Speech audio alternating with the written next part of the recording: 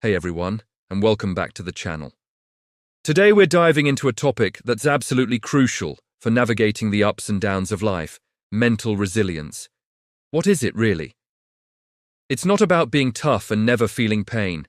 It's about being able to bounce back from adversity, to face challenges head on, and to keep moving forward even when things get tough. It's like a muscle. The more you train it, the stronger it gets. So, if you've ever felt overwhelmed, stuck, or just wished you could handle pressure a little better, you're in the right place.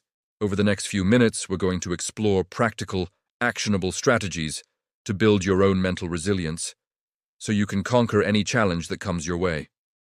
First things first, let's talk about perspective. How we view a situation has a massive impact on how we handle it. Resilient people aren't immune to problems, they just see them differently. Instead of seeing a setback as a permanent failure, they view it as a temporary obstacle, a learning opportunity.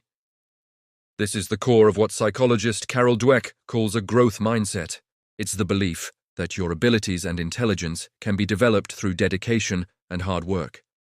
When you hit a roadblock, a growth mindset asks, "What can I learn from this?" instead of thinking, "I'm just not good enough."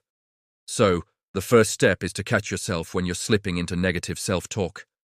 Reframe those thoughts. Instead of, "I can't do this," try, "This is challenging, but I'll give it my best shot and see what I can learn." It's a small shift in language, but it makes a world of difference in your outlook and your ability to persevere. Next up, let's focus on what you can control. So often, we get bogged down by things that are completely outside of our influence.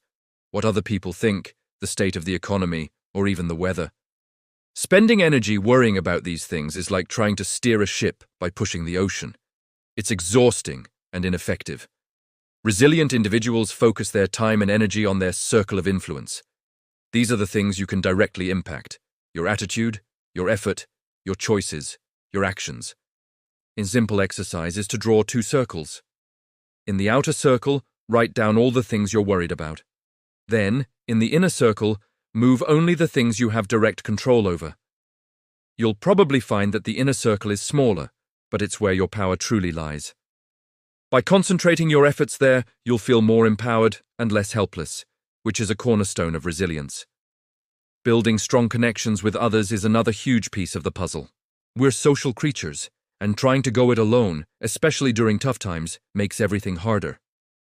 Think of your social circle as a support net. When you fall, they're there to catch you.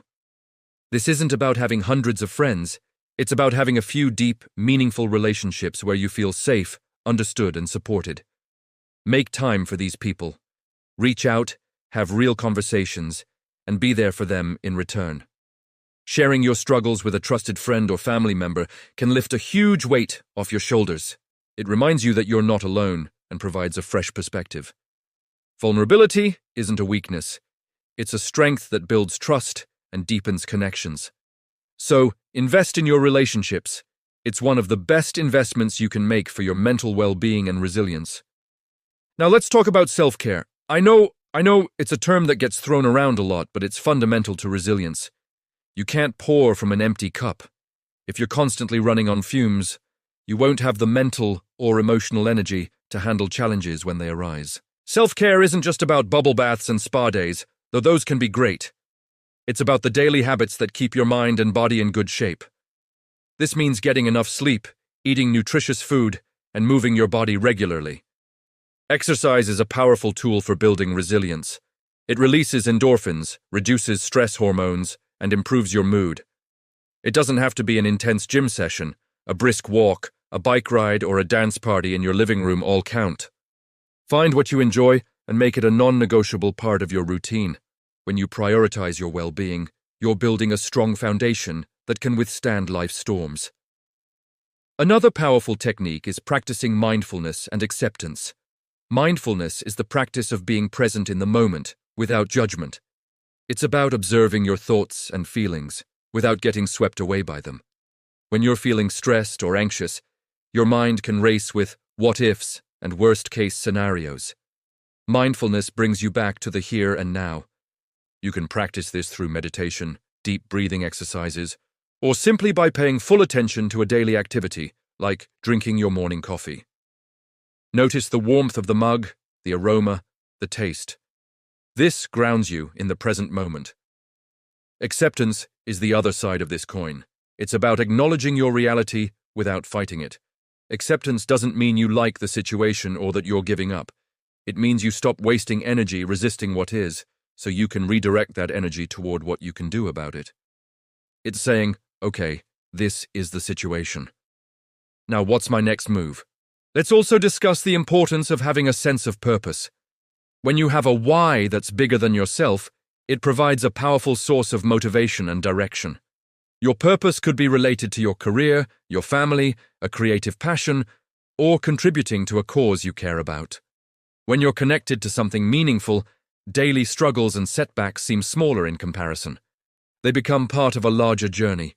If you're feeling a bit lost and unsure of your purpose, don't worry. It's not something you just find, it's something you build. Start by exploring your values. What's most important to you in life? What activities make you feel alive and engaged? Follow your curiosity. Try new things. Volunteer. Your purpose often reveals itself through action, not just through thinking. Having that North Star to guide you makes navigating rough seas much easier. Embracing change and being flexible is also key to resilience. The only constant in life is change. Resilient people understand this and don't cling rigidly to plans or expectations. They're more like bamboo. They can bend in the wind without breaking. This is about developing psychological flexibility. When one path closes, they're able to adapt and look for another. This requires a certain level of comfort with uncertainty. If you're someone who needs to have everything planned out, this can be challenging. A good way to practice is to start small. Try a new route to work, order something different at your favorite restaurant, or say yes to a spontaneous invitation. These small acts of stepping outside your comfort zone build your tolerance for the unexpected, making it easier to adapt when bigger, more significant changes happen in your life. And finally, remember to celebrate your progress and practice self-compassion. Building resilience is a journey, not a destination. There will be days when you handle things like a champ, and other days when you feel like you've taken 10 steps back. That's okay. That's part of being human. On those tough days, treat yourself with the same kindness and understanding you would offer a good friend. This is self-compassion. Acknowledge your struggle without judgment. Instead of beating yourself up, you can say, "This is really hard right now, and it's okay to feel this way." Also, make sure to acknowledge your wins, no matter how small. Did you reframe a negative thought? Did you go for a walk when you felt stressed? Did you reach out to a friend? Acknowledge that. Celebrating these small victories reinforces your new habits and builds momentum, reminding you that you are, in fact, getting stronger every day. It's also important to know when to seek help. Building mental resilience doesn't mean you have to do it all by yourself. There's immense strength in recognizing when you need support from a professional, like a therapist or a counselor. These professionals can provide you with tools, strategies, and a safe space to navigate your challenges.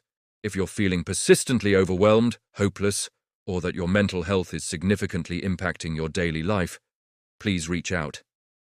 Seeking help is a sign of strength and self-awareness, and it can be one of the most powerful steps you take on your journey toward resilience. There are many resources available, and you don't have to go through it alone. So, to recap, building mental resilience is an active, ongoing process. It involves shifting your perspective to a growth mindset, focusing on what you can control, nurturing strong social connections, prioritizing self-care, practicing mindfulness and acceptance, connecting with your purpose, embracing change, and practicing self-compassion.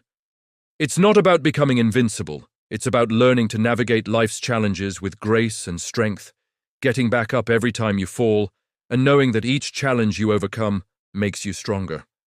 Thank you so much for spending this time with me today. I hope these strategies give you a solid starting point for building your own mental resilience. Start small, pick one or two things that resonate with you, and begin to incorporate them into your life. Remember, progress, not perfection. If you found this video helpful, please give it a thumbs up and consider subscribing for more content on personal growth and well-being. I'd love to hear from you in the comments. What's one strategy you're going to try? Thanks again for watching, and I'll see you in the next one.